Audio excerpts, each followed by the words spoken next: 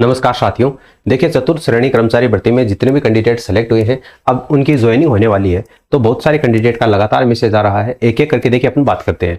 Married women का police verification कहां से बनेगा, ससुराल से बनेगा या फिर उनके पीयर से बनेगा। तो देखो मैं आपको बता दूं कि अगर आपने आवेदन फॉर्म भरते समय, कौन सा फॉर्म, आवेदन फॉर्म भरते समय आपने अस्थायी पता, जो अस्थायी पता है वो कहाँ का दिया है, यानी कि जो परमानेंट एड्रेस, देखो दो एड्रेस आपने भरे थे, एक परमानेंट एड्रेस और एक आपका कोरेस्पॉन्डेंस एड्रेस।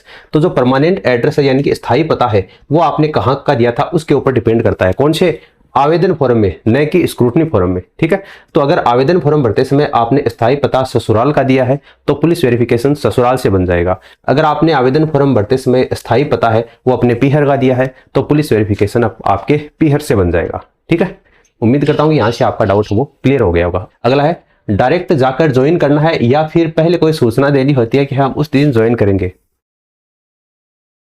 क्या बताऊं मैं आपको, बताओ है? डायरेक्ट जाकर ही ज्वाइन करना होता है, कोई अग्रिम सूचना आपको नहीं देनी पड़ती कि चतुर्थ श्रेणी अधिकारी साहब पधार रहे हैं, सभी अलर्ट हो जाइए, ऐसी कोई सूचना नहीं देनी होती। डायरेक्ट आपके पास में ज्वाइनिंग लेटर आ चुका है, यानी कि जो कंबाइंड आपका ज्वाइनिंग लेटर है, जिस पेज में आपकी फोटो है उसका प्रिंट निकाल लेना है। जो डॉक्यूमेंट्स मैंने आपको बता दिए थे पिछले वीडियो में वो सारे बनाकर सीधे आप स्कूल में चले जाना और वहां पर रजिस्टर में साइन करते समय एक फोटो खींच लेना, उसको अपने सोशल मीडिया प्लेटफॉर्म पर लगा देना और फिर आपकी ड्यूटी ज्वाइन हो चुकी है ना। इतना ही है, पहले कोई अग्रिम सूचना स्कूल में नहीं देनी होती है ना।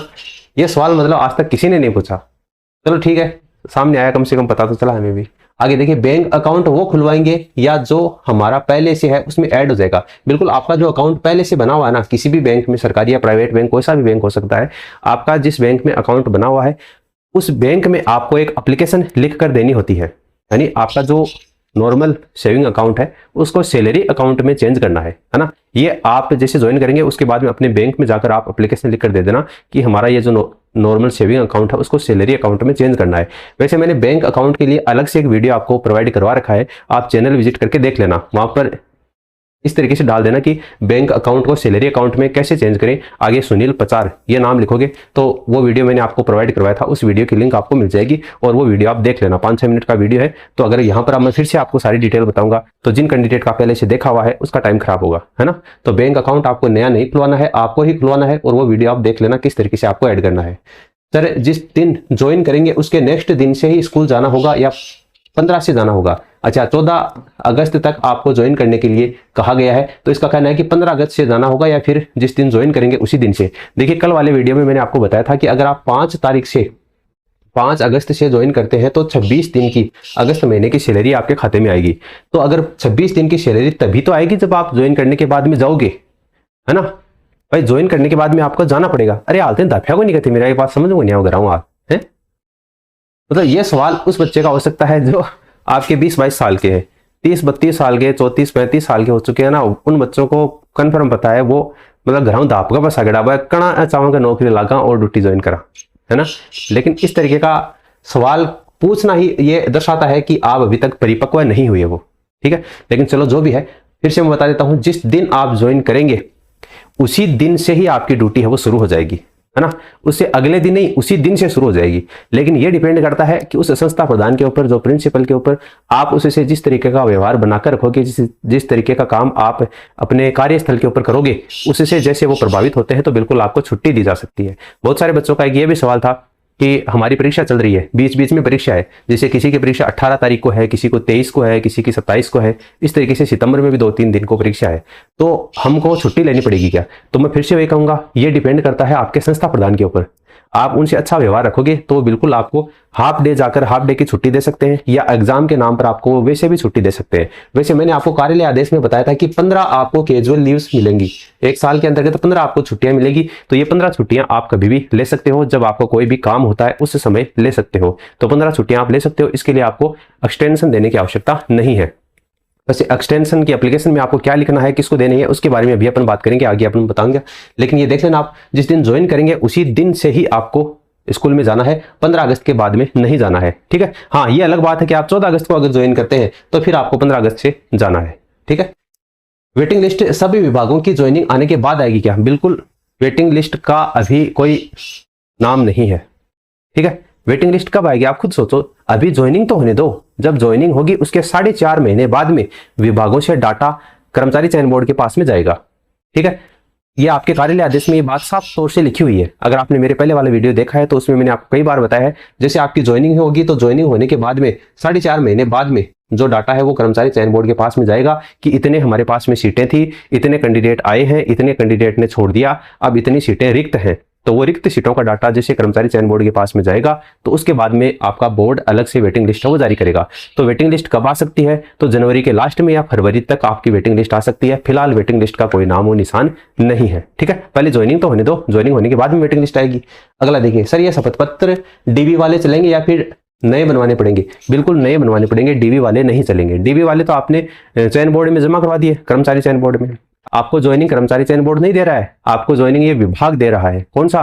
जिस भी विभाग में आप ज्वाइन करने वाले हो वो विभाग आपको ज्वाइनिंग दे रहा है। अब कर्मचारी चयन बोर्ड का कोई यहाँ पर रोल नहीं है। तो कर्मचारी चयन बोर्ड से नहीं बल्कि अब आपको विभाग में ये शपथ पत्र जमा करवाने हैं, इसलिए आपको नए शपथ पत्र बनवाने पड़ेंगे। पहले वाले नहीं चलेंगे, उनकी फोटोकॉपी भी नहीं चलेगी। ठीक है सर, इसका पूरा पेज का प्रिंट निकालना है या उसकी बाकी बच्चों का भी नाम आ रहा है? बिल्कुल, क्या दिक्कत है अगर बाकी बच्चों का नाम आ रहा है? जैसे मान लीजिए कि आप ये कैंडिडेट है तो आपका तो नाम यहाँ पर आ रहा है ना, आपका नाम, आपकी स्कूल का नाम, मेन क्या है आपकी स्कूल का नाम। ठीक है, यानी आप जिस स्कूल में ज्वाइन करने वाले हो आप हो, आपके सिग्नेचर है, आपका नाम ये है, आपके पिताजी का नाम ये है, आपके रोल नंबर ये है। तो वो क्या करेंगे, इस पेज का प्रिंट आउट लेकर जाएंगे, तो आपकी जो भी सेवा बुक होगी उसमें इस पेज को लगाएंगे, तो यहाँ पर ये ऐसे टिक कर देंगे, है ना।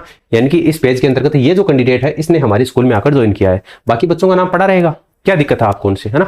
स्कूल वालों को दिक्कत नहीं है, आपको क्या दिक्कत है मुझे ये समझ में नहीं आ रहा, है ना। इसलिए ज्वाइनिंग लेटर यही है आपका, अलग से ज्वाइनिंग लेटर जारी नहीं होगा। जिस पेज में आपका नाम है उस पेज की आपको प्रिंट आउट निकाल कर लेकर चले जाना, है ना। हाँ, रंगीन निकाल लेना प्रिंट आउट, ताकि फोटो वगैरह अच्छे से दिख जाए।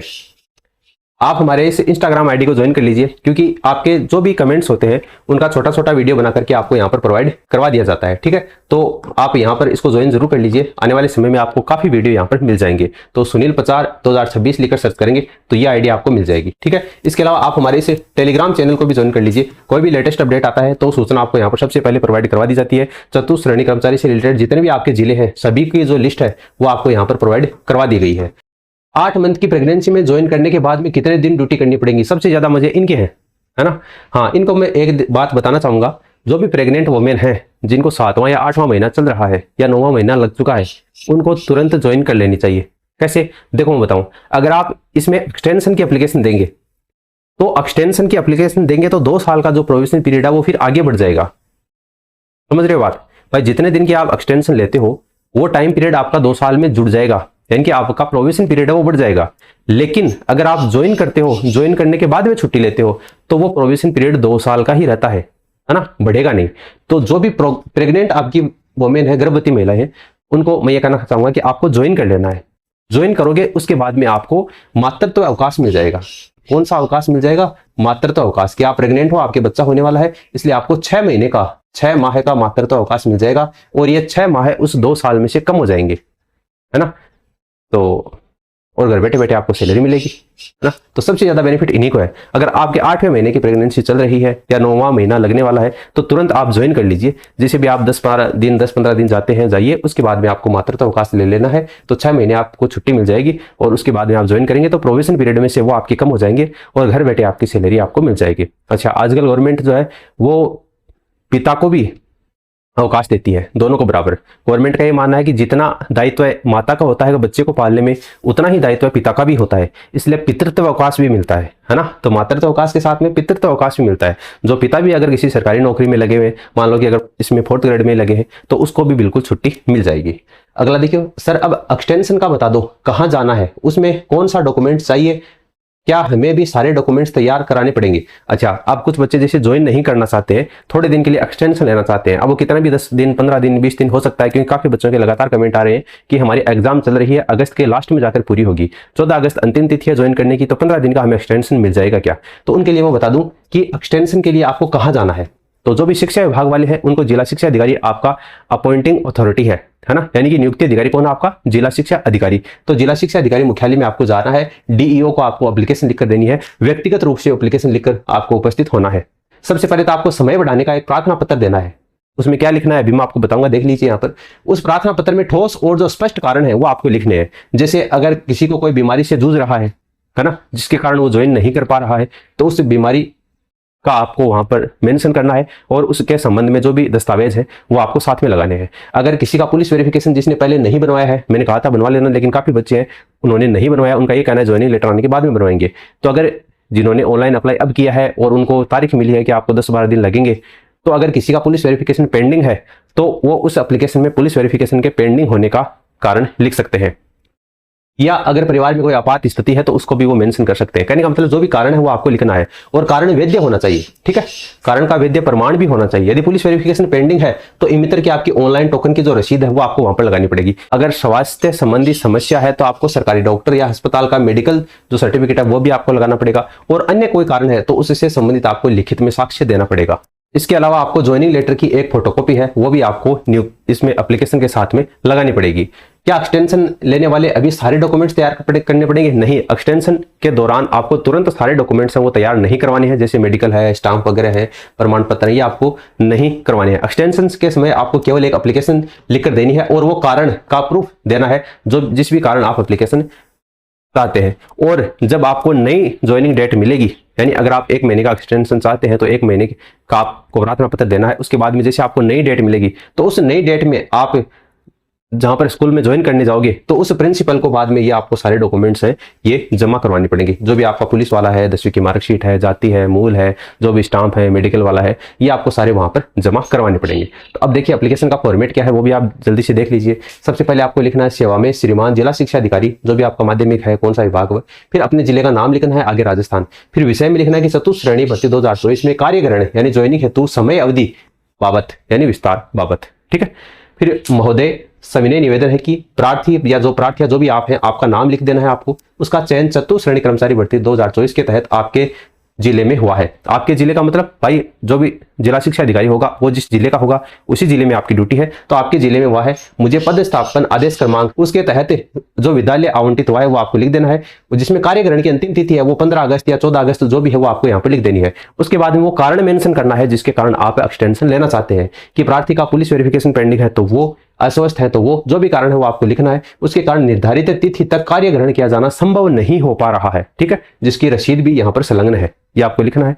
अतः श्रीमान जी से नम्र निवेदन है कि मुझे कार्य ग्रहण हेतु जो भी आपको 15 दिन का चाहिए या 30 दिन का चाहिए, जितना भी एक्सटेंशन चाहिए वो दिन यहाँ पर मेंशन करने हैं, का अतिरिक्त समय प्रदान करने की कृपा करें।